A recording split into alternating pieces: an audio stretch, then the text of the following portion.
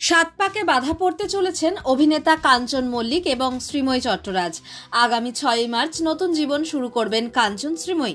14 ফেব্রুয়ারি Valentine's day এর দিনে আইনি বিয়ে সেরেছিলেন দুজনে। সেদিন আংটি বদলও হয়। সামাজিকভাবে এবার গাঁটছড়া বাঁধার পালা। বিয়ে রবিবার, তবে বিয়ের আগের অনুষ্ঠানগুলি শুরু হয়ে গিয়েছে এখন থেকেই। বৃহস্পতিবার ছিল শ্রীময়ীর সঙ্গীত আর মেহেন্দির অনুষ্ঠান। শুক্রবার আইবুড়ো ভাত খেলেন শ্রীময়ী। শ্রীময়ীর উত্তর কলকাতার বাড়িতেই বিয়ের আগের অনুষ্ঠানগুলি হচ্ছে। বাঙালি রীতি অনুযায়ী সাধারণত বিয়ের আগের দিন আইবুড়ো ভাত হয়, কিন্তু এক্ষেত্রে নিয়মে খানিকটা বদল কেন? তবে শ্রীময়ী বলেন, আসলে আমাদের ব্যস্ততার কারণেই এই অনুষ্ঠানগুলি আগে সেরে নিতে হচ্ছে। শুটিং আছে, বিয়ের আগের দিন হয়তো ছুটি পাবো না, সেই কারণেই সুবিধা মতো সব করতে হচ্ছে।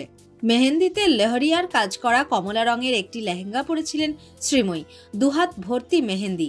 সেখানে খুঁজলে চোখে পড়বে কাঞ্চনের নামের আদ্যক্ষর কে।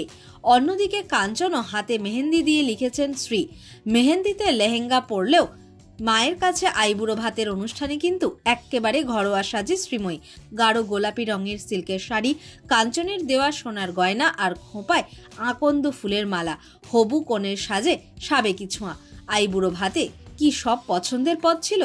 শ্রীময়ী বলেন, একদম। 5 রকমের ভাজা, শাক, মাছের মুড়ো ভাজা, ডাল, শুক্তো, পটল, আলুর দম, পাবদা মাছ, চাটনি, দই, মিষ্টি, এগুলোই ছিল আইবুড়ো ভাতে। আমি বাঙালি খাবার খেতে পছন্দ করি। আমাদের বিয়ের মেনুতেও বাঙালি খাবার থাকছে সবকিছু।